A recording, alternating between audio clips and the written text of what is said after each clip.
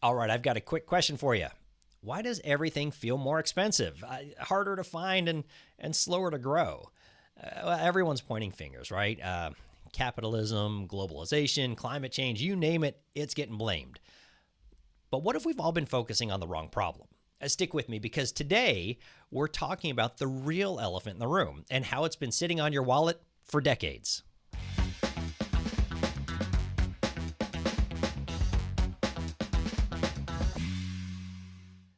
Hey there, folks. Chris Hobart here, the Wealthologist. And today we're tackling something that everybody seems to feel, but hardly anyone's really talking about in the right way. No matter where you land, right, left, or center, pretty much all of us agree something major went sideways in the U.S. economy. We're feeling it in our wallets, our housing markets, our jobs, and oftentimes it feels like our sanity as well. So let's talk about those symptoms and then let's talk about the real problem. First, housing prices. They are absolutely insane. I mean, at this point, buying a home kind of feels like trying to win the lottery and solve a Rubik's Cube all at the same time. And economic growth, it's kind of like a car stuck in first gear right now. Manufacturing jobs, seems like over the past 20, 30 years, they've packed their bags and moved away. And what about the gap between the rich and the rest of us? Well, that's looking like less of a gap and more like the Grand Canyon. Now, depending on who you ask, you're going to get two really different stories on why this is happening. On the left, you're going to hear a lot about greed and capitalism's dark side and late stage capitalism, which honestly kind of sounds like a sci-fi movie at times. Now, their solution is tax the rich, tax investments, and hey, maybe even tax money you haven't made yet. That's what's called taxing unrealized capital gains. And then what do you do with that money? Well, you redistribute that money, you fix climate change, you patch up the economy along the way. Now, over on the right side of the fence, the blame game tends to point towards globalization. Folks like Robert Lighthizer, a former U.S. trade rep, said that the shipping manufacturing overseas didn't just hurt our economy, it hollowed out our communities. And I got to tell you, when we look at the numbers, those numbers don't lie. See, manufacturing's grown just 4.3% over the past 25 years. Now, I want you to understand, that's not annualized growth. That's total growth over 25 years, which is about 0.2% per year, which honestly is slower than me getting out of bed on Monday mornings.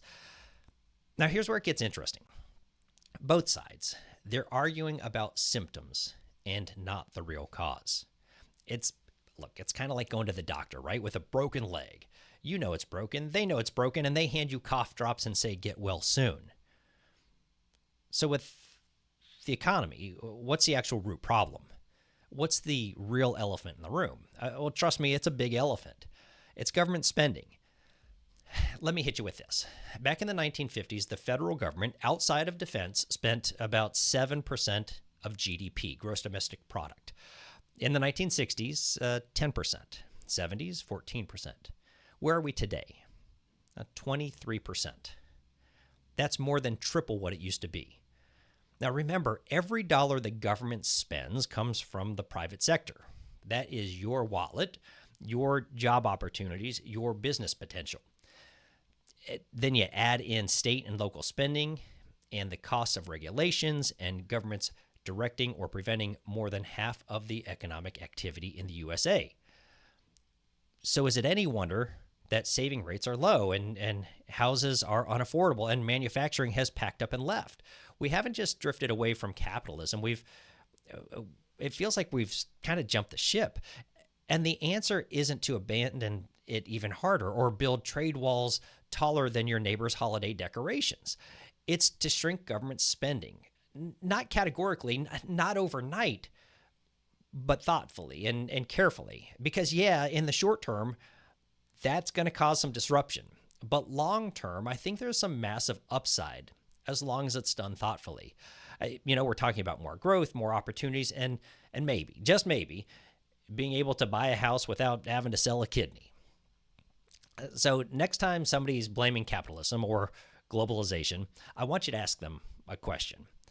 Are we treating symptoms or are we fixing the cause? Now, maybe this got you thinking, or maybe you just enjoyed the mental image of a giant government elephant sitting on your economy. Well, if that's you, smash that like button, hit subscribe, and share with someone who's been blaming Starbucks prices on capitalism. All right, I'm Chris Hobart, the Wealthologist, and I'll see you next week breaking down money talk in a way that hopefully actually makes sense.